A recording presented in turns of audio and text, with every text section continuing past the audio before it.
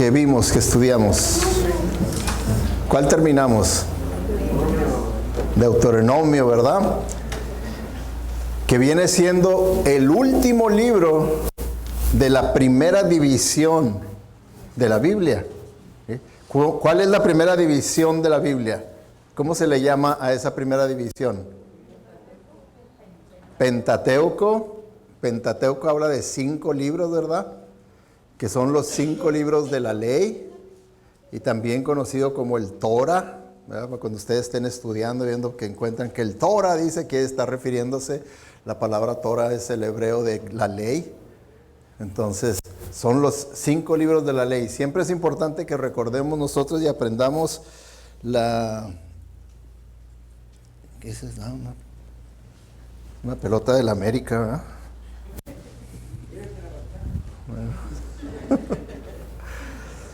Que aprendamos nosotros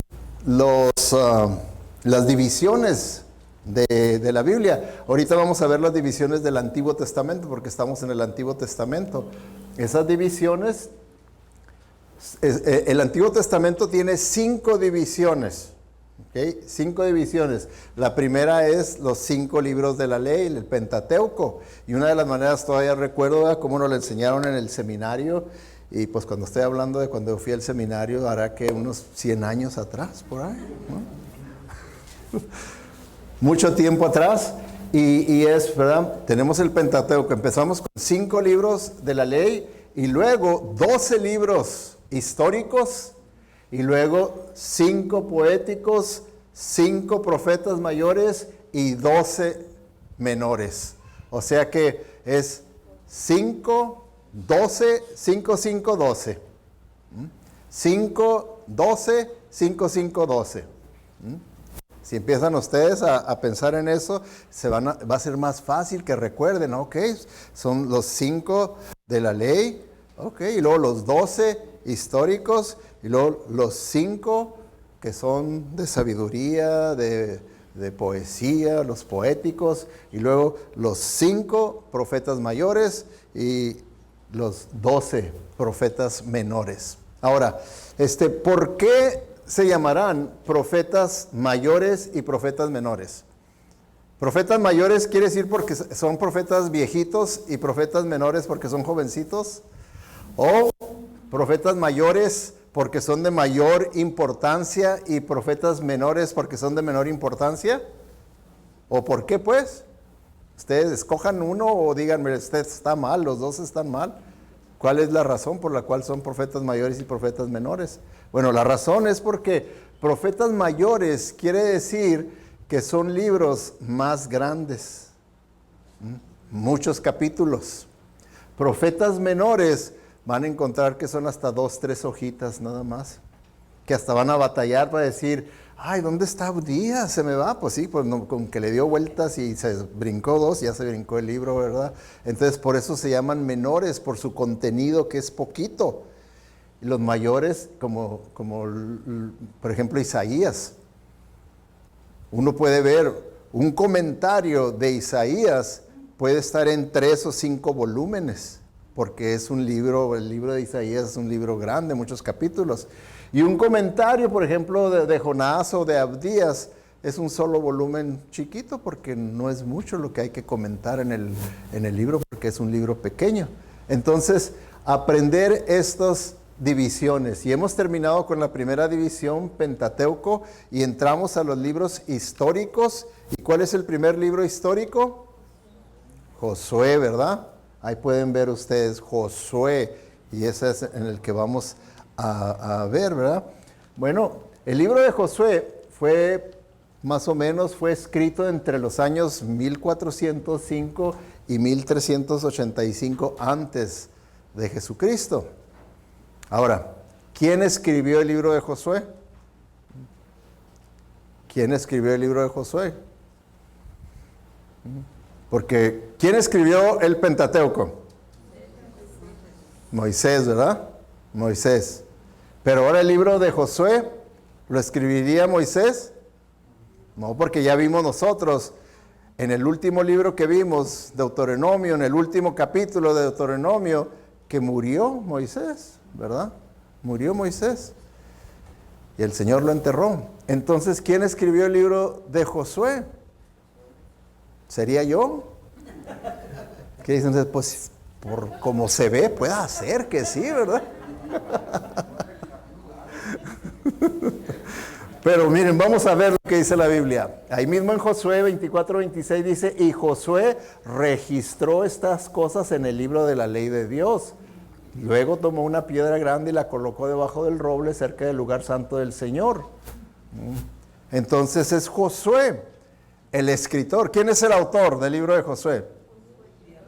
Dios, acuérdense siempre, Dios es el autor y Josué es el escritor. Él escribe lo que el autor le está diciendo que escriba, ¿verdad? Ahora, también es importante que nosotros tengamos idea del bosquejo de cada libro de la Biblia, porque el bosquejo nos ayuda a poder saber el contenido general que pueda tener un libro, como el bosquejo del libro de Josué. Vamos a ver, la primera parte vemos que están entrando a la tierra prometida. ¿Por qué? Porque acabamos de ver en Deuteronomio cómo Moisés, la misma palabra Deuteronomio quiere decir repetición de la ley, prepara a esta nueva generación para la entrada a la tierra prometida, los prepara recordándoles toda la palabra, las instrucciones, la ley de Dios que les dio y recordándoles el historial que tienen, ¿verdad? Que era un historial de incredulidad, de rebeldía, de falta de fe, y entonces los está preparando para que ellos sí crean en la palabra de Dios, que sí vivan por fe, que sí la obedezcan. Entonces aquí vemos que entrando a la tierra prometida, que era un gran reto, porque ya por segunda ocasión están ahí ante la entrada y es el reto de que, ¿qué vamos a hacer nosotros? ¿Sí le vamos a entrar? Porque sabemos que nuestros padres en el reporte que dieron era que era un lugar que no podíamos conquistar porque estaban bien protegidos las ciudades con unas barreras, unas paredes, unos muros tremendos y que todos tenían su ejército y había gente grande, fuerte y que pues no, que en realidad no la podíamos conquistar. Entonces ahora esta nueva generación están ante las puertas y tienen el mismo reto. ¿Le entramos o no? ¿Lo hacemos o no lo hacemos?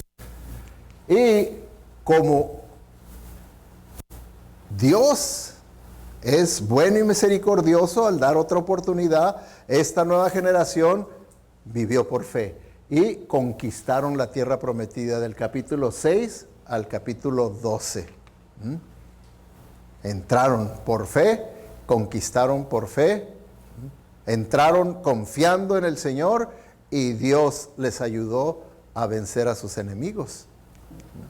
Y luego los capítulos 13 al 22 empieza la distribución de las porciones de la tierra. O sea que cada tribu iba a tener cierta área. ¿Okay? Esta tribu, Cochela, esta otra tribu, Indio, esta otra tribu, Meca, y así empezaron la distribución de las tierras para cada una de las tribus. Entonces ahí tenemos la distribución del capítulo 13 al 22 y luego ya en el capítulo 23 al 24 Josué hace lo mismo que hizo Moisés, de recordarles la palabra de Dios, recordarles la ley, recordarles hasta ese punto la historia de ellos como nación, pero ahora con un propósito diferente. El propósito de Moisés era recordarles para prepararlos a entrar, pero aquí ya entraron, aquí ya conquistaron. Ahora para que ellos pudieran recordar todo el contexto de su vida como nación, pudiera ayudar por la fe a retener la tierra prometida, porque iba a haber todavía enemigos que quisieran recobrar las tierras, que quisieran venir a conquistarlos, y entonces aquí les da instrucciones cómo retener esa tierra, esa herencia que el Señor les había dado. Y luego ya viene la postdata también sobre la muerte de Josué. Y Josué murió teniendo 110 años de edad. Fue cuando murió. Ahora, también siempre es bueno, por eso es esta clase de estudios, de mensaje, que vayamos viendo la progresión histórica. Progresión histórica, como una progresión histórica, es una comparación, y siempre las comparaciones nos ayudan a que podamos retener un poco más información cuando hacemos comparación, como por ejemplo con Moisés, que es uno de los personajes grandes que ya cubrimos, y ahora va a ser Josué, otro de los personajes grandes en la historia de Israel. Con Moisés todo tenía que ver con anticipación, o sea, lo que venía por delante, mientras que con Josué es la realización de lo que se anticipaba, de lo que se esperaba. ¿Okay? Entonces esa es progresión histórica de la palabra de Dios. Por eso vemos como con Moisés sacó al pueblo escogido de la esclavitud. Esa fue su misión que el Señor le dio, mientras que Josué los llevó a la tierra prometida. Porque se acuerdan ustedes, ahí en Deuteronomio terminamos viendo que Moisés no pudo entrar a la tierra prometida, que él nomás, el Señor lo llevó hasta un cerro, una montaña, y desde allá arriba lo dejó que la viera, y luego el Señor lo enterró, Moisés. Y dice que nadie sabe dónde el Señor enterró a Moisés. Entonces, pero Josué sí los llevó. Ya fue su misión de él llevarlos a la tierra prometida. Moisés pasó por el Mar Rojo. ¿Se acuerdan ustedes? Para cuando los sacó de Egipto, tuvieron que cruzar el Mar Rojo, y de una manera sobrenatural, Moisés, ¿verdad?, por obra de Dios, partió el mar de tal manera que todo el pueblo de Israel pasó por tierra seca. ¿Se acuerdan de eso? Cuando vimos Éxodo. Bueno, pues Josué tuvo algo similar. ¿Por qué? Porque ahorita están a las puertas de la tierra prometida, pero están del otro lado del río. Y el río es un río bien profundo. No es de que, ok, vamos a caminar, a cruzarlo y vamos a conquistar la tierra. No. Pero ¿qué fue lo que pasó? Que Josué pasó por el río Jordán, exactamente igual que lo que el Señor hizo con Moisés de partir el Mar Rojo, partió también el río Jordán para que pudieran pasar por tierra seca. Entonces, así como el Señor le había prometido a Moisés, le dijo, a Josué le dijo, así como estuve con mi siervo Moisés, así estaré contigo también, dándole la confianza. Tú vistes los grandes prodigios y maravillas y milagros que hice a través de Moisés, también a través de ti lo puedo hacer. También. Y así lo hizo, ¿verdad? Moisés llevó a Israel por el desierto, mientras que Josué llevó a Israel a tierra fértil, la tierra que fluye leche y miel. Ese es el contraste, la progresión histórica de haber deambulando por el desierto por 40 años a entrar y conquistar la tierra que fluye leche y miel, que es en referencia a su fertilidad, ¿verdad? Y luego Moisés les dio una visión de fe. Una visión, pues, es una imagen clara de un mejor futuro, y es lo que Moisés estuvo siempre dándoles al pueblo, ¿verdad? Lo que Dios tenía para ellos en el futuro, lo que Dios tenía para ellos para el futuro, pero pues la Biblia dice que fue inútil todo eso de estarles dando visión de un mejor futuro. ¿Por qué? Por su incredulidad, por su falta de fe. Entonces aquello nunca tuvo un impacto en sus vidas. Nunca tuvo un impacto en sus vidas. Mientras que Josué los llevó a una vida de fe. A verdaderamente vivir una vida de fe, que la vida de fe es un reto. Cuando ellos estuvieron ahí a las puertas, era un reto de fe igual, decir, ok, vamos pues a conquistar esta tierra, pero ¿cómo vamos a pasar el río Jordán? Con nuestros niños, con nuestros ancianos, con nuestras carpas, con todo, ¿cómo lo vamos a pasar? Pero por fe dijeron, vamos. Y el Señor obró, fue obrando. Como les he dicho, da uno un paso de fe y el Señor responde. Da uno otro paso de fe y el Señor responde. Pero conforme damos pasos de fe, el Señor va respondiendo. Y muchas veces nosotros queremos que el Señor responda lo que a los 10 pasos de fe Él puede responder. No, Él va a responder al primer paso, al segundo paso, no al último paso. Él va a responder. Entonces, número 5, vemos que Moisés habló de una herencia. Les estuvo diciendo, el Señor nos dio como herencia esta tierra, tenemos esta herencia, y Josué llevó a los israelitas a la posesión de esa herencia, de que, ok, esta es nuestra herencia, vamos a tomar posesión de ella por fe, por fe. ¿Okay? Y así como hemos estado viendo en los otros primeros 5 libros que vimos, y les he mencionado que el mismo Jesucristo dio testimonio de que todo el Antiguo Testamento hablaba de Él. Y que en cada libro vemos cuadros, imágenes de Jesucristo, ya sea en forma profética o en forma de tipo, de que algo sea tipo de Cristo. Y como en este caso, Josué mismo es un tipo de Jesús. Él es un tipo de Jesús, una representación de Jesús, porque el nombre Josué significa Jehová Salvador, o el Señor salva, es lo que significa. Y el nombre Josué viene siendo el equivalente hebreo, Josué. Ahora, el equivalente griego de Josué es Jesús, es lo mismo. Por eso, por ejemplo, los que tienen su Biblia en el inglés del King James, van a ver que hasta en el Nuevo Testamento, muchas veces cuando se hace mención de Josué del Antiguo Testamento, usan la palabra Jesús, porque así estaba en la Septuaginta, en la traducción al griego. ¿Okay? Jesús, que es lo mismo, cuando dicen Josué, es Jesús. ¿Okay? Es lo mismo. Entonces, Él es un tipo de Jesús, hasta por el nombre. También a Josué se le consideró que él era el capitán del ejército del Señor, ¿sí? El capitán del ejército de Israel, el pueblo de Dios. Bueno, pues también vemos nosotros, tanto en el Antiguo Testamento como en el Nuevo Testamento, que a Jesucristo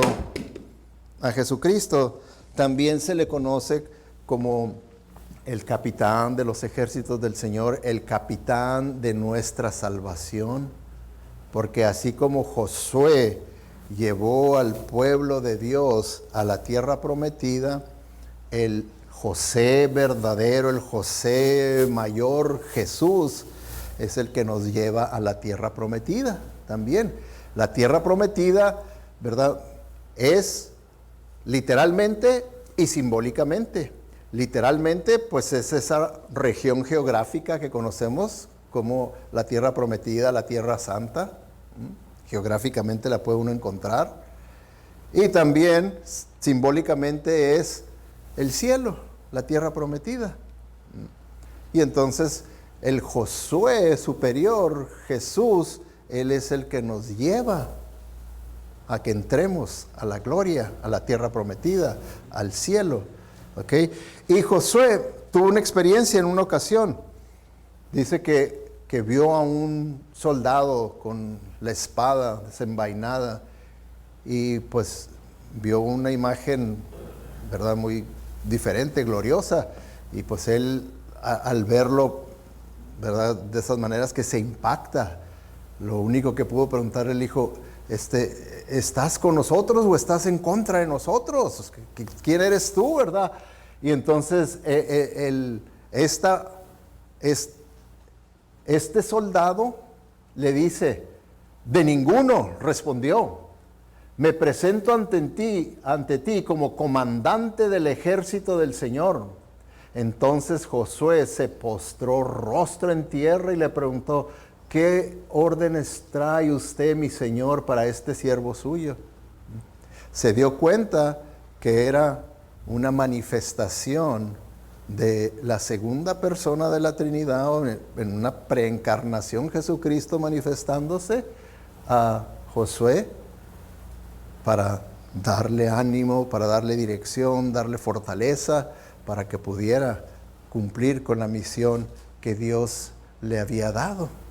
Y es por eso, ¿verdad?, que también en el Nuevo Testamento hay versiones de Jesucristo como ese capitán del ejército del Señor, ese capitán que nos lleva a la salvación. Dice en Hebreos 2:10, porque todo proviene de Dios y para Dios. Por lo tanto, mientras Él estaba llevando muchos hijos e hijas a la gloria, a la tierra prometida, ¿verdad?, era el momento adecuado para llevar a Jesús, el capitán de nuestra salvación, hasta el final de su obra a través del sufrimiento. Y ese libro de Hebreos, el libro de Hebreos es casi un comentario del Antiguo Testamento. Por eso se llama el libro de Hebreos, pero ya llegaremos a ese libro en 10 años, no se preocupen. Ahorita estamos viendo, ¿verdad?, Josué. ¿Sí? Y esto es importante ver que Josué es un tipo de Jesucristo. Y solo el superior Josué, Jesús, puede llevarnos a la tierra prometida, a la gloria. ¿Sí? Vamos pues a entrar a las lecciones del libro de Josué. El libro de Josué tiene muchas lecciones importantes y prácticas para nosotros que voy a tratar de hacerlas, ¿verdad?, como les digo, en tres mensajes. Voy a tratar, aunque es bien difícil, ¿verdad?, porque está lleno de lecciones prácticas para nosotros. La primera, bien importante, la vida cristiana es una vida de crecimiento, avance, progreso. Porque si se fijan, eso era lo que pasó con Israel. Israel, la primera de esa generación que salió de la esclavitud, se estancó. Se estancó espiritualmente, se estancó en la fe, se estancó. Por lo tanto, no pudieron avanzar, no pudieron progresar en llevar a cabo la voluntad de Dios. Y así nos puede pasar a nosotros. ¿O acaso no tiene Dios una voluntad para su vida personal? ¿La tiene o no la tiene? ¿Y qué va a pasar? ¿Se va a estancar usted ahí o va a progresar? Va a avanzar. Porque siempre hemos comparado la vida espiritual con la vida física. Por eso le llamamos nacimiento de nuevo. Entonces, cuando decimos nacimos de nuevo, somos un bebé. Entonces, lo comparamos con un nacimiento físico. Ahora, ¿qué se espera en un nacimiento físico de un bebé? Que crezca, que avance.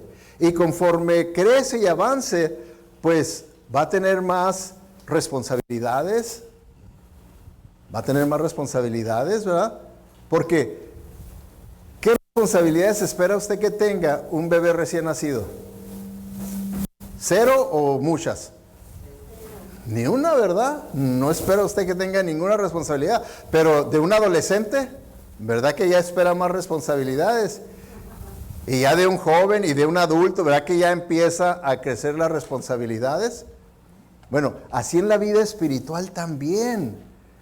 El Señor quiere que avancemos, que crezcamos, que progresemos, que nosotros podamos ir aceptando los retos que el Señor pone en nuestra vida para crecer, para avanzar.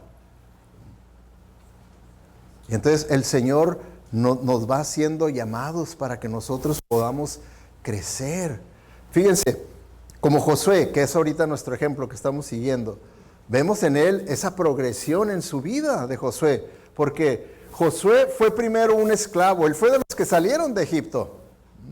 Él fue un esclavo y lo podemos ver así. Si usted es un cristiano nacido de nuevo, quiere decir que usted antes era un esclavo, ¿verdad? Esclavo del pecado y fue liberado por Cristo Jesús para hacerlo ahora un soldado de Jesucristo, ¿no? Y entonces Josué fue soldado y conforme él mostró, ¿verdad?, su fe y mostró él su obediencia a Dios, su compromiso con sus responsabilidades que tenía como soldado, fue que llegó a ser también capitán del ejército de Israel. Bajo Moisés, él era el capitán.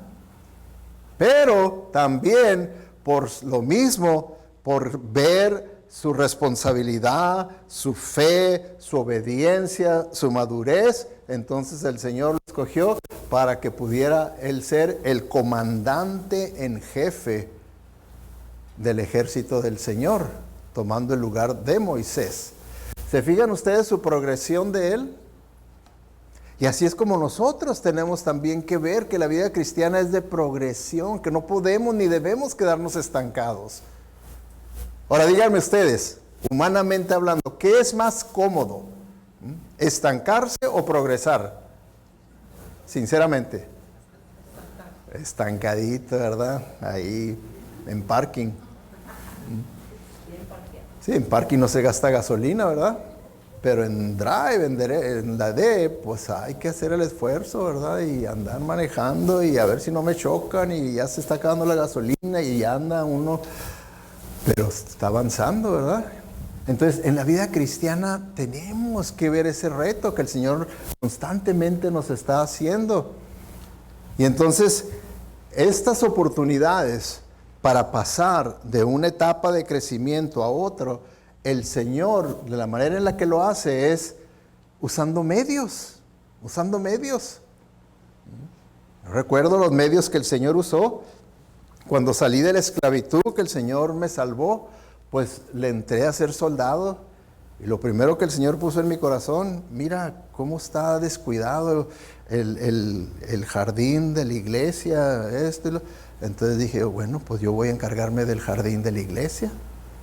Y así me fui encargado del jardín de la iglesia y mi esposa limpiando adentro del edificio, y ahí íbamos los sábados y ahí pasábamos, y durante la semana yo iba, porque no había sistema de sprinklers, yo ponía uno, tenía que ir y cambiarlo de lugares y todo, poner flores, que se viera siempre bonito ahí, ¿verdad?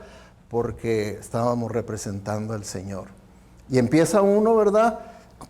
Como soldado, y de ahí, Sergio, necesitamos un maestro de niños. Y no, yo no soy maestro. Y luego ya orando, y te dije, no, pues si el Señor está llamando, pues hay que obedecer al Señor. Y maestro de niños, y luego que para los jóvenes, y luego que a los adultos, y que director de escuela. Y ahí va uno, el Señor le va ya haciendo llamados de reto. Y todos esos llamados que me los hizo a través de personas. Que me decía, ¿verdad? El pastor o alguien más me decía, hermano, necesitamos esto, necesitamos lo otro, necesitamos aquello. Entonces ahí tiene uno que ser consciente que es la manera en la que Dios nos llama. ¿O acaso usted cree que le va a decir, Sergio, quiero que... No, siempre lo hizo a través de personas, todo lo que hizo. ¿Cómo creen ustedes que yo llegué a ser pastor de aquí? ¿Creen ustedes que el Señor me dijo, Sergio, te quiero en Coachella? Ustedes me mandaron llamar, me invitaron. Medios, usa el Señor medios para hablarnos. Y entonces tiene uno ahí que confrontar ese reto de fe y decir, ok. Y es porque, ¿qué vamos a hacer? Como aquí, ¿verdad? Tenemos la historia de que una generación se acabó. ¿No creen ustedes que hay una generación en la iglesia que está por acabarse? Sin contarme a mí, ¿verdad? Porque soy de los jóvenes, ¿verdad? Sí, ¿y qué va a pasar? ¿Qué es el ideal? ¿Cerrar las puertas y decir, no, pues ya el pastor ya se desconchinfló, ya no carbura? Entonces, ¿qué va a pasar? De aquí mismo, tiene que haber eso, de aquí mismo. Yo aquí fue donde conocí al Señor como mi Señor y Salvador. Y aquí fue que el Señor, yo fui teniendo que, a gritos y sombrerazos, no les voy a decir que siempre dije, oh sí Señor, inmediato yo obedezco. No, gritos y sombrerazos y todo, pero bueno, al final de cuentas en esa lucha espiritual, pues me rindo pues a ti, Señor, a hacer tu voluntad. Y bueno, pues Señor, hágase tu voluntad. Entonces, así también nosotros. ¿Acaso no cree usted que el Señor tiene ahorita un ministerio, algo que usted tiene que hacer, que es ese primer paso de fe que tiene que hacer? Como les digo, en mi ejemplo, si desde un principio el Señor me hubiera mostrado y me hubiera dicho, yo quiero que seas pastor, lo más seguro es que estando yo aquí, hubiera dicho, ahí nos vemos, esto no es para mí. Pero como fue así, Fue así, paso por paso. Cuando ya llegué acá, pues ya fue más fácil dar ese paso. Así también nosotros tenemos que ver, ¿verdad? Que esto es lo que nos enseña la vida cristiana. Todo el pueblo de Israel tenía ese mismo reto. ¿Qué van a hacer? ¿Van a verdaderamente a creerle a Dios y a obedecer a Dios y tomar por posesión la tierra prometida o no? ¿Se van a quedar de este otro lado del río Jordán y ahí establecerse? Porque esa era otra opción que tenían. Hay muchas opciones y nosotros así también tenemos opciones. ¿Okay? Número 2, otra lección. Nuestro Dios es un Dios de nuevas oportunidades. Porque ¿quién de nosotros no hemos fracasado como Israel? Como esa primera generación que fracasó. ¿Quién de nosotros no hemos fracasado? Si somos honestos, todos nosotros hemos fracasado en algún punto de nuestra vida. Todos hemos fracasado. ¿Y qué es lo que vamos a hacer? Quedarnos así y decir, no, pues yo ya fracasé, ya ni modo, pues ya sí, yo debí de haber hecho esto, pero no lo hice. Bueno, ¿así debemos de quedarnos? No, ¿por qué? Porque el Dios que tenemos es un Dios de nuevas oportunidades. Y viendo la Biblia y estudiándola y entendiéndola, no puede uno poner ahí que Dios es un Dios de segundas oportunidades. ¿Por qué? Porque con Dios no hay con que la segunda, y ahora te doy la tercera, y ya te doy, no, siempre es una nueva oportunidad, las cosas son hechas nuevas, en Cristo Jesús. Nueva oportunidad te doy.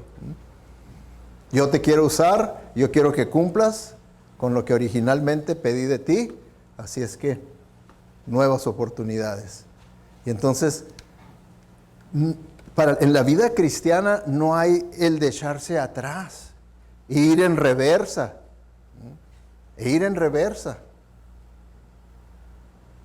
O sea, no tiene nada de malo, por ejemplo, como en mi caso, que les dije, lo primero que empecé haciendo como soldado, ya que salí de la esclavitud, fue encargarme de la jardinería. Pero ustedes verían de malo si yo dijera, ya no quiero nada con el pastorado, ya no me voy a dedicar a la jardinería de la iglesia. ¿Lo verían ustedes correcto eso?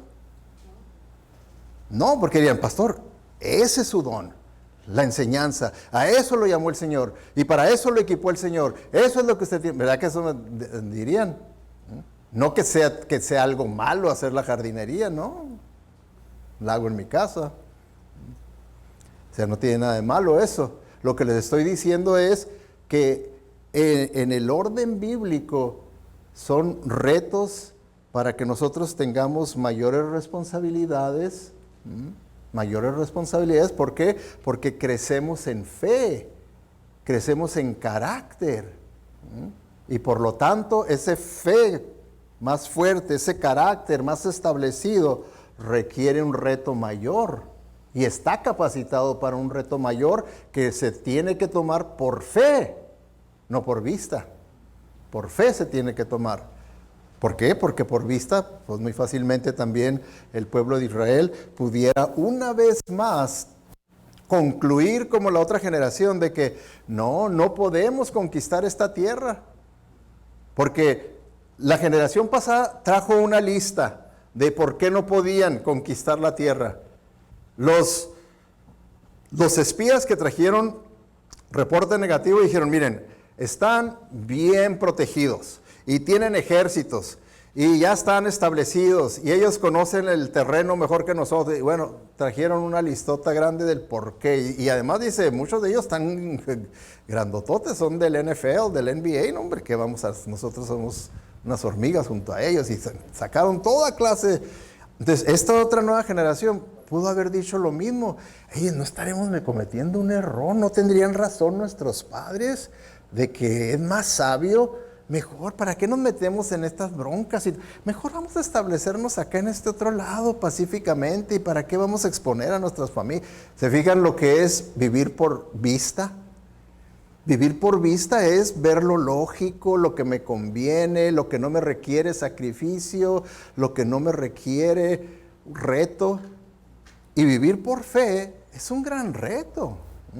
porque el reto que tenían era un reto tremendo, el de verdaderamente entrar a un lugar donde sí estaban fortificados, donde sí había gente muy guerrera, donde había gente muy grande, muy fuerte. Todo eso era verdad. Pero confiando en Dios, Dios les iba a dar la victoria. Y así también nosotros tenemos ante nosotros en la vida situaciones que lógicamente podamos verlas como, no, mejor hay que hacer esto, hacer lo otro. Por eso no, mejor decir, no, yo voy a vivir por fe y no por vista. Porque la fe se va más por la lógica, por la conveniencia, por el egoísmo, de que no quiero sacrificios, mientras que la fe me está llevando por un proceso de grandes retos, de sacrificios, de esfuerzos. Pero esa es la vida verdadera cristiana. Si no, pues nomás vamos a vivir religiosamente. Entonces no hay ningún problema que nomás usted termine ya, haga lo mismo, porque nomás vive religiosamente. Entonces son nuevas oportunidades lo que da el Señor. ¿Por qué? Porque Israel estaba saliendo de un periodo de tinieblas. 40 años de falta de fe, de desobediencia. Y así es como una persona cuando se estanca y no avanza, no crece, se tiene que sentir así. Por eso no hay energía espiritual, no hay ánimo, no hay entusiasmo. Así está, porque está viviendo en un estado consistente de desobediencia, de falta de fe, de apatía, abulía, todo, ¿verdad? Así estaba Israel. Pero esta nueva generación ya veía la luz ante ellos. Veían ya la tierra prometida. Veían el reto de dar ese paso de fe y decir, sí, nosotros sí vamos a entrar. Nosotros sí vamos a entrar. Y el Señor pues les estaba dando esa nueva oportunidad. ¿Por qué? Porque luego Josué les dice, entonces Josué dio la siguiente orden a los jefes del pueblo. Vayan por todo el campamento y díganle al pueblo que prepare provisiones, porque dentro de 3 días cruzará el río Jordán para tomar posesión del territorio que Dios el Señor le da como herencia. Entonces tuvieron 3 días de reto, de batalla espiritual, de decir, ay, ya la cosa ya está en serio. En 3 días tenemos que entrarle al toro. Ya no nomás es de estar viendo desde las barreras. Ya tenemos que entrarle. 3 días se llegó y ya faltan 2 días. Y ya falta un día, ¿qué hacemos? ¿Si vamos a ir nosotros o nos quedamos acá o qué? No, pues yo quiero protegerlos, si no, yo no. Déjalos que ellos se vayan y ya, ¿verdad? Si sobreviven luego, pues ya nos vamos y nos juntamos con ellos. Entonces, hay tantas tentaciones, ¿verdad? Que pueda haber. Si voy o no voy. Y obedecieron, y tal y como el Señor le dio las instrucciones a Josué, Josué le dijo, diles, ¿verdad?, a los sacerdotes levitas que cargan el pacto de la iglesia, del pacto del pueblo de Israel, que en cuanto ellos pongan sus pies dentro del agua del río Jordán, el río Jordán se abrirá y podrán pasar por tierra seca. Entonces, ¿se fijan? Lo mismo había visto la generación pasada. Lo mismo habían visto que el Mar Rojo se había abierto, habían pasado por tierra seca y sin embargo no quisieron entrar a la tierra prometida. Esta nueva generación vieron eso y dijeron, el Señor está con nosotros, vamos adelante, vámonos adelante. Entonces, una de las cosas, hermanos, que debemos de comprender es que los nuevos comienzos, que tenemos que tener cuidado, cuando nosotros reconocemos que le he fallado al Señor y quiero un nuevo comienzo y se arrepiente uno con un corazón quebrantado y dice, Señor, ahora sí estoy rededicando mi vida a ti y hace uno todo lo correcto, ¿verdad? De hacer esa rededicación con el Señor para un nuevo comienzo. podemos caer otra vez en el error de creer que porque estoy quebrantado y estoy rededicando mi vida al Señor, que ya las cosas, todo va a tener que ser fácil en mi vida. Y una de las cosas que aprendemos, ¿verdad?, de estas lecciones es que los nuevos comienzos se componen igualmente de oportunidades para crecer, oportunidades para avanzar, así como también está dentro de esa fórmula, de ese paquete, están las pruebas, las tribulaciones y las tentaciones. Porque aquí este pueblo que obedeció al Señor y el Señor le dijo, yo te voy a dar, ¿verdad que había grandes pruebas ante ellos? ¿Verdad que había grandes tribulaciones que confrontar? No era que porque, ya vieron el paso de fe y sí van a ir a conquistar la tierra, ya les abrí el mar, ahora sí automáticamente ya maté a todos, ya pueden entrar y tomar de posesión. No van a tener ustedes ningún problema, no van a tener que ustedes hacer ninguna guerra. No, el Señor dice, éntrale ahora a esta guerra espiritual, ¿verdad? Hablando nosotros ya de nuestra aplicación, éntrale a esta nueva guerra espiritual que te espera, pero con fe. Y yo te voy a dar la victoria. Yo te voy a dar la victoria. Esa es la promesa que tenemos, que vamos a ser más que vencedores. Vamos a tener la victoria. ¿Ok? Entonces, vemos, ¿verdad? Que esas, sí tenemos nuevas oportunidades, pero esas nuevas oportunidades están llenas de retos, de pruebas, de tribulaciones también, que tenemos que confrontarlas con fe. Con fe. ¿Okay? Ahora, número 3, Dios es fiel a sus promesas. Es otra de las lecciones que podemos nosotros, que se desprenden del libro de Josué. Que Dios es fiel a sus promesas. Dios es fiel a sus promesas. ¿Cree usted eso, que Dios es fiel a sus promesas?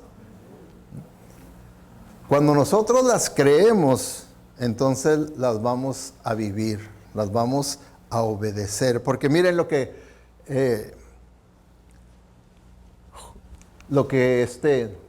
el Señor, preparando también a Josué para que viva por fe, para que crea en las promesas, le dice, tal como le prometí a Moisés, yo les entregaré a ustedes todo lugar que toquen sus pies.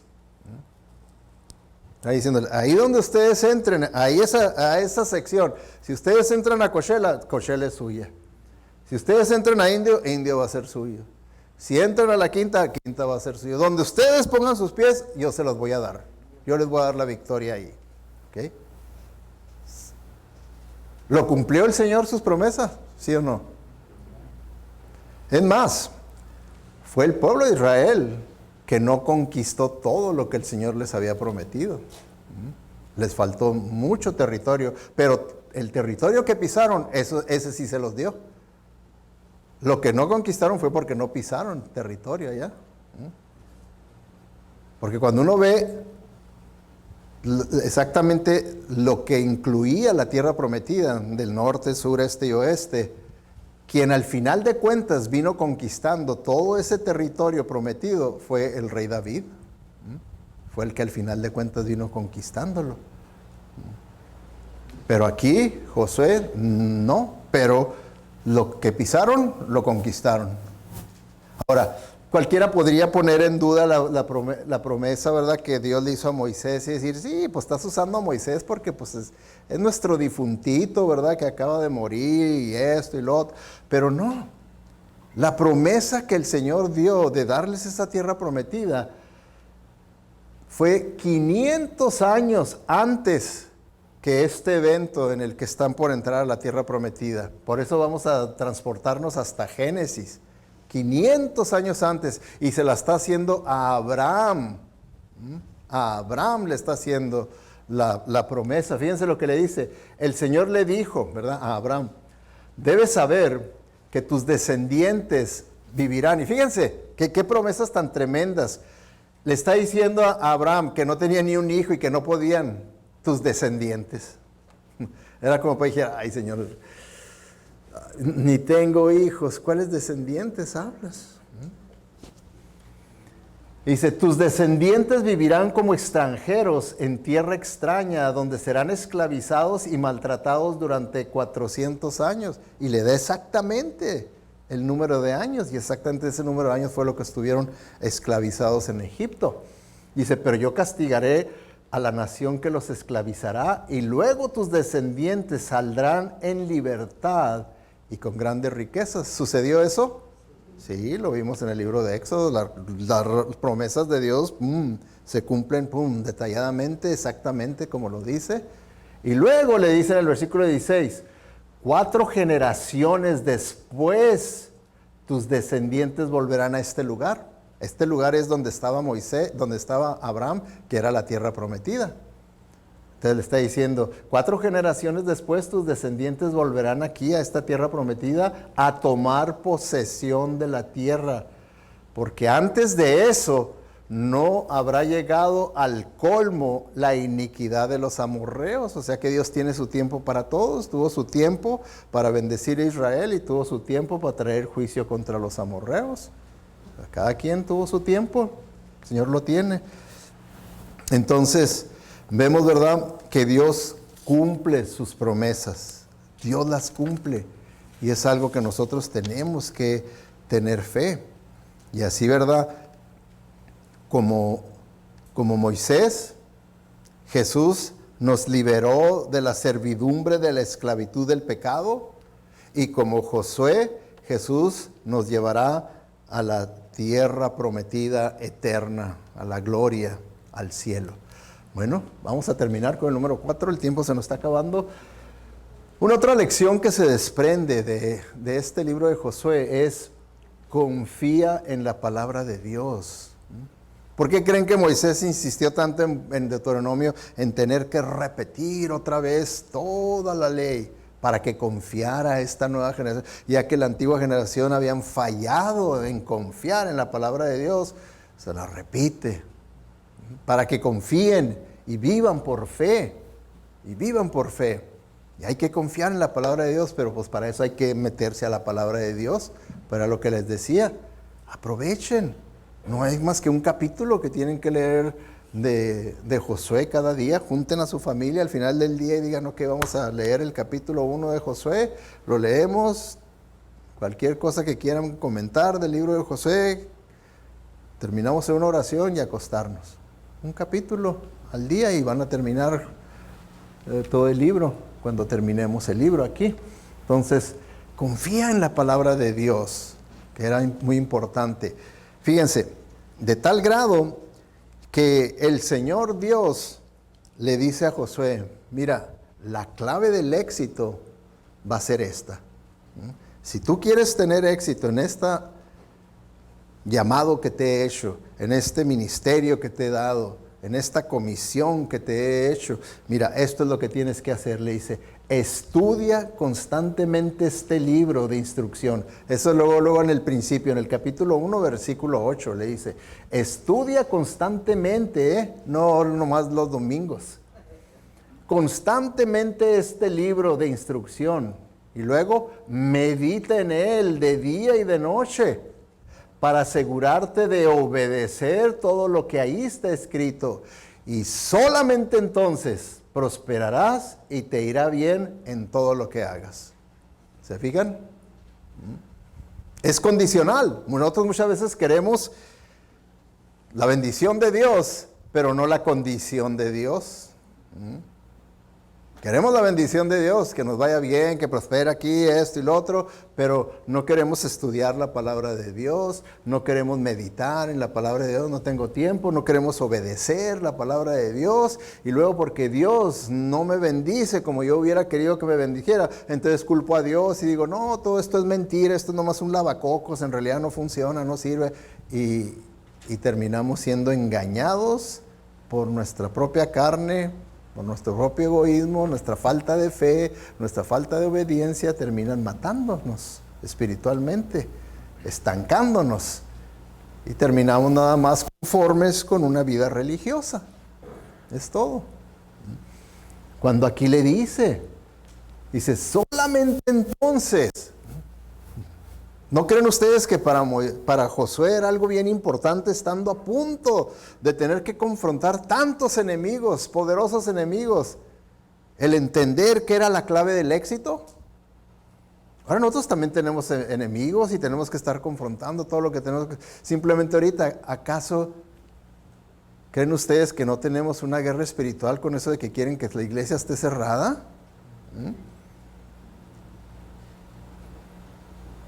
¿A poco verdaderamente no creemos que hay una guerra? Claro que sí, hermanos. Ya ven, ¿cuántos estados tiene la Unión Americana? ¿Cuántos? Geografía, historia. 50 estados, ¿verdad? Son las 50 estrellas que tiene la bandera. 50 estados. Ahora, hay estados que están gobernados por conservadores, hay estados que están gobernados por liberales. ¿Cuántos estados de la Unión, de los 50, tienen cerradas las iglesias? ¿Cuántos creen? ¿Saben cuántos? 49 estados tienen abiertas las iglesias, nomás uno las tiene cerrados, California. ¿No tendremos una guerra espiritual aquí? No sé si ustedes lo quieran creer, ¿verdad? Pero yo lo sé de seguridad. Nomás California tiene cerradas las iglesias. Ningún otro, 49 estados están abiertos. Ya en último caso, si vienen y nos cierran con cemento o lo que sea las puertas, pues nos vamos y nos reunimos allá en el...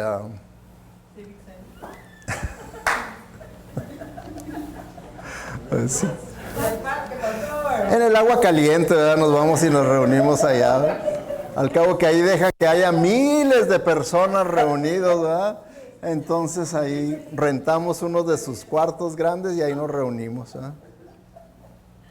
Último caso, pero no vamos a dejar de reunirnos, ¿ok?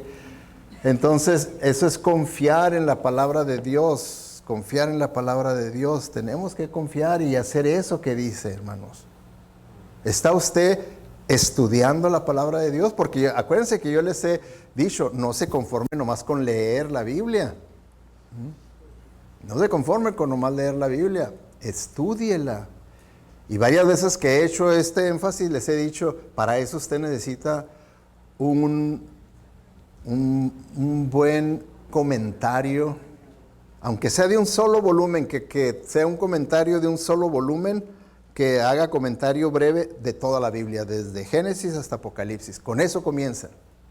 Y lo he hecho varias veces, he hecho ese comercial, promoviéndolo. Bueno, ¿cuántas personas me han dicho, pastor, qué me recomienda? ¿Cuál comentario? Una persona nada más. Una persona me ha dicho. No quiere decir que algunos de ustedes no lo tengan ya, puede ser que ya lo tengan, pero tal vez muchos de ustedes nomás les pasó por aquí, ¿verdad? Y eso es lo que yo no quiero, que los mensajes nomás les pasen por aquí. Yo quiero que ustedes tengan un buen comentario conservador, bíblico, ahí en su casa, para que cuando ustedes lean la Biblia y no entiendan algo, puedan entenderla al ir a un comentario confiable. Entonces, la única persona que hizo eso después, le tomó una foto cuando le llegó su comentario y me dice, mire pastor, ya me llegó, dice, y ahora este es el libro más grande que hay en mi biblioteca. Dios, qué bueno, y ese es el mejor aparte de la Biblia, le digo, porque le va a poder dar entendimiento a la palabra de Dios. Entonces, tiene uno que estudiarla. Y luego, cuando uno ya la estudia, ¿verdad que ya la entiende? Entonces ya puede usted meditar en ella. Porque si usted quiere meditar lo que no entendió, pues más confusión va a haber en usted. Meditar lo que no entiende, locura. Entonces, medita lo que ya entendió y entonces hay que obedecer la palabra de Dios. Ahora lo voy a poner en práctica, porque ya la entendí. Entonces, ya lo voy a poner en práctica en mi vida. ¿Okay? Por eso es bien importante que cuando nosotros confrontamos circunstancias extraordinarias, difíciles en nuestra vida, que podamos nosotros permanecer fieles a la palabra de Dios, que confiemos en las promesas de Dios, ahí, no dejarse llevar por sus sentimientos, por sus emociones, por sus impresiones, no, por la palabra de Dios nada más. Por eso es que Dios le habla a Josué y le dice, mira, ahí está la clave del éxito. Enfócate en la palabra de Dios, enfócate. Y ahí, solamente así vas a tener éxito. Solamente así. Porque, hermanos, el estudiar la palabra de Dios es como buscar oro. ¿Sí? Veía yo en una serie histórica, un programa histórico de los turcos, veía, ¿verdad?, en uno de los episodios, ahí en un riachuelo, una persona que sabía cómo buscar oro, encontró oro en uno de los riachuelos. Y entonces él ya organizó a otros de los soldados de esa tribu para sacar lo más posible de oro. Entonces esta persona que tenía experiencia, a los que andaban ahí trabajando, les dijo, no, párenle. Ustedes están nomás buscando por encimita, y por encimita lo único que van a encontrar es polvo de oro. Dijo, tienen que escarbar, y conforme ustedes escarben más profundo van a encontrar piedritas, y más profundo piedras más grandes, más profundo rocas. Entonces el estudiar la palabra de Dios es lo mismo. Si nomás estudia uno así por encimita, pues puro polvito es lo único que va a encontrar ahí. Pero conforme usted se adentra más profundo y más profundo, entonces la bendición va a ser más grande y más grande y más grande. Por eso es que debemos de crecer, de prosperar, no quedarnos ahí estancados ni en el estudio de la palabra de Dios, sino que profundizar y profundizar para que vayamos nosotros encontrando esas piedras grandes de oro, de verdades de la palabra de Dios. Déjenme terminar, el tiempo se me acabó. 3 cosas, ¿verdad?, para resumir lo que acabamos de ver. Josué nos enseña que no puede haber atajos para una vida de victoria. Y hermanos, si somos sinceros, esa es nuestra especialidad. Aquí nosotros los cristianos de Estados Unidos queremos atajos, queremos lo más fácil, lo más rápido, lo más fácil. Pero no hay atajos para una vida de victoria. Tenemos que seguir exactamente el curso que el Señor nos indique. No hay atajos, no, olvídese. Claro que estamos impuestos al drive-thru, a las comidas instantáneas, todo instantáneo. Entonces queremos que todo también sea en el área espiritual con atajos, más rápido. No es así. Okay, en segundo lugar, tenemos que entender que estamos en territorio enemigo. ¿Verdad que cuando Israel por fe pasa el río Jordán? ¿En dónde quedó una vez que pasó el río Jordán? En territorio enemigo. Porque nadie de los que había ahí estaban con ellos, sino que todos los que estaban ahí estaban contra ellos. Ahora, como les digo yo, ¿creen ustedes que estamos nosotros en territorio de amigos? De enemigos. Tiene que creer que estamos en una batalla espiritual y tenemos enemigos. Y esos enemigos espirituales usan medios también, así como les ilustré que Dios usa medios para hablarnos, para bendecirnos. También los enemigos usan medios para atacarnos. Usan medios para atacarnos. Entonces estamos en territorio enemigo. Espere usted una batalla todos los días. Espérela y peléela con fe. Y la victoria está asegurada solo cuando confiamos y obedecemos al Señor. Nada más. No hay atajos. Solamente así. ¿Lo cree? ¿Cree usted estos 3 puntos? ¿Los va a vivir? ¿Nomás usted, hermano? ¿Los va a vivir, hermano? Por fe tenemos que decir, sí los voy a vivir. Porque esta es la palabra de Dios. No es Esto no es lo que yo les estoy diciendo. Sí, yo estoy siendo el medio por el cual Dios les está diciendo estas cosas. Pero es Dios el que nos está hablando. Es Dios el que nos está retando. Es Dios el que nos está animando. Y nosotros tenemos que recibirlo de esa manera. Oremos. Antes de terminar en oración, todos así con sus ojos cerrados, quiero dar oportunidad para que usted le responda a Dios, ya que Dios nos ha hablado a cada uno de nosotros de alguna manera u otra.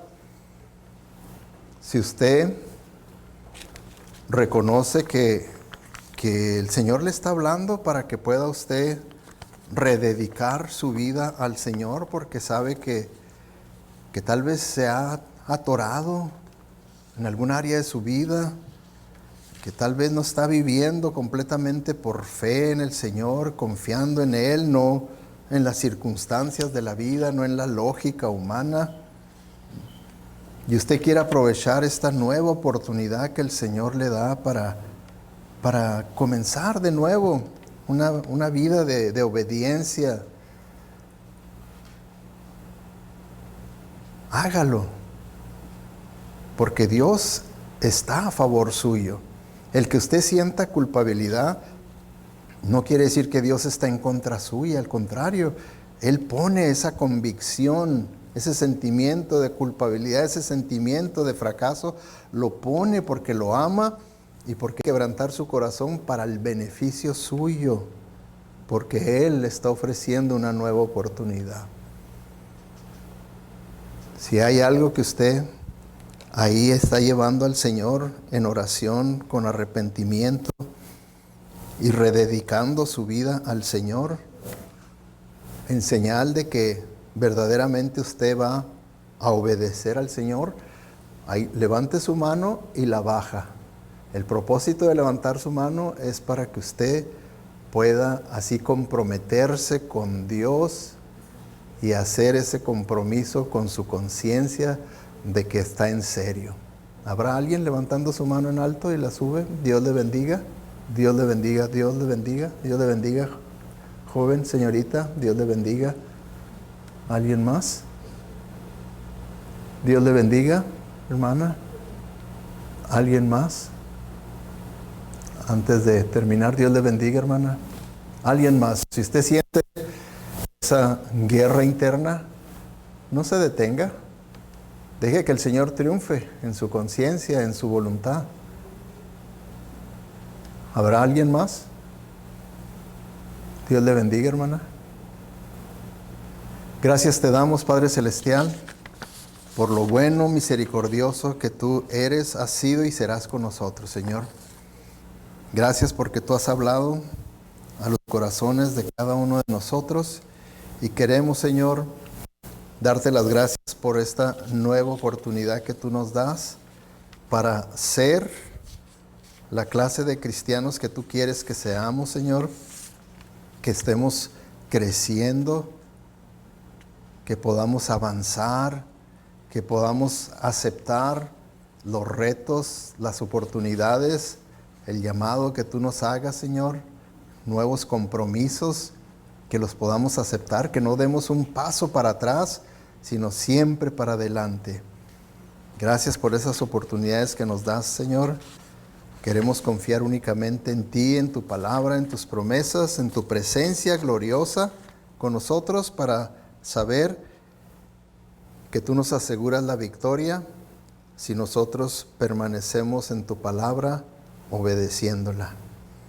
Gracias por cada uno de mis hermanos que han reconocido su falta, su pecado delante de ti, sabiendo que si confesamos nuestros pecados, tú eres fiel y justo para perdonarnos y limpiarnos de toda maldad.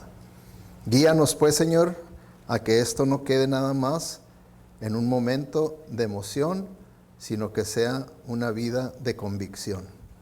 Para honra y gloria de nuestro Señor Jesucristo te lo pedimos. Amén.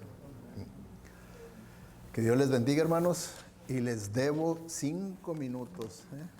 Les debo.